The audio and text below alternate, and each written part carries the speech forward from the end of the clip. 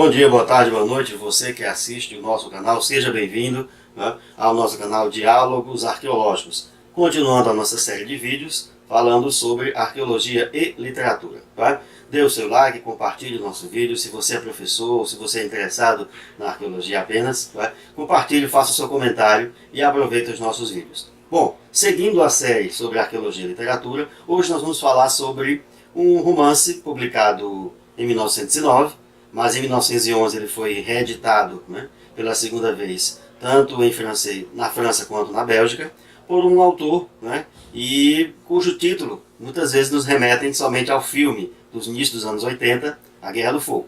Na verdade, o romance La Guerre du Feu, ou seja, A Guerra do Fogo, publicado originalmente em francês em 1909, por um autor chamado Joseph-Henri Honoré Boeix, né, que é na verdade o nome, né, que usava o pseudônimo de Joseph-Henri, né, Rosny Ainé.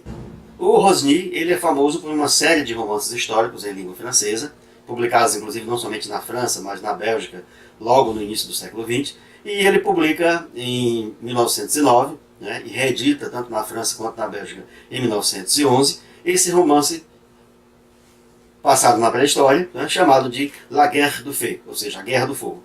Claro, a história, como ela se ambienta na pré-história, ela fala principalmente a respeito de um determinado grupo de hominídeos que detinham o conhecimento do fogo e o contato desses grupos de hominídeos com outros grupos mais avançados e alguns mais atrasados culturalmente, né? Essa perspectiva, trabalhada no romance de Rosny, é interessante por quê? Porque ele vai ser retomado pela pesquisa paleontológica e arqueológica ao longo do século XX, né, principalmente depois dos achados no final dos anos 50, no contexto da Tanzânia, né, na parte centro-leste da África, confirmando, né, que esses grupos de hominídeos relacionados a toda a ancestralidade humana, na verdade eles não simplesmente desapareceram e outra linhagem deu origem a uma próxima e essa próxima linhagem simplesmente substituiu a anterior, né? Há um momento de coexistência entre elas, né?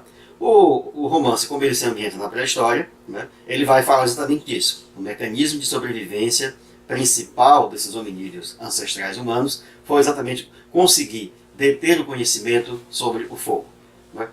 Acredito que muitos de vocês que estão vendo o canal devem conhecer, né, o filme de 1981, do diretor Jean-Jacques Annaud, né? Mas na verdade não foi o primeiro, porque depois que o romance La Guerre du Feu, de Rosny, foi publicado em 1909, depois reeditado em 1911, em 1915, um filme foi rodado, né, por um diretor chamado Denodat, certo? E o livro do Denodat foi, o filme, né, ele foi feito, obviamente, né, no cinema mudo, e já tratava do mesmo assunto, ou seja, teve como inspiração o livro de Rosny, né, de Joseph-Henri Rosny, que é La Guerre du Feu. Né? Então, o filme de 81, do Jean-Jacques Annaud, ele na verdade é uma segunda, né, referência, né, publicada na forma de filme, né, e lançada e editada e conhecida no mundo inteiro.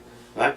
Em termos de conhecimento da literatura mundial, esse romance de Joseph-Henri, né, Rosny Ainé, ele vai ser assim a principal referência para quem tinha interesse no conhecimento arqueológico, para quem tinha conhecimento dentro do conhecimento arqueológico da questão da pré-história. Tá? Então é interessante ver essa interface, né, e tem tudo a ver com o nosso canal aqui e com a nossa série Arqueologia e Literatura, que a pesquisa arqueológica e paleontológica humana que vai se desenvolver após os anos 60, com processos de datação, com uma especificidade técnica muito melhor, ela vai confirmar uma série de aspectos que, na forma romanceada do Joseph-Henri Rosny, vão ser confirmadas. Assim como, né, o filme que teve como inspiração o livro dele, o filme de 1915, e também o filme de Jean-Jacques Annaud, né, que recebeu o mesmo nome do livro, A Guerra do Fogo,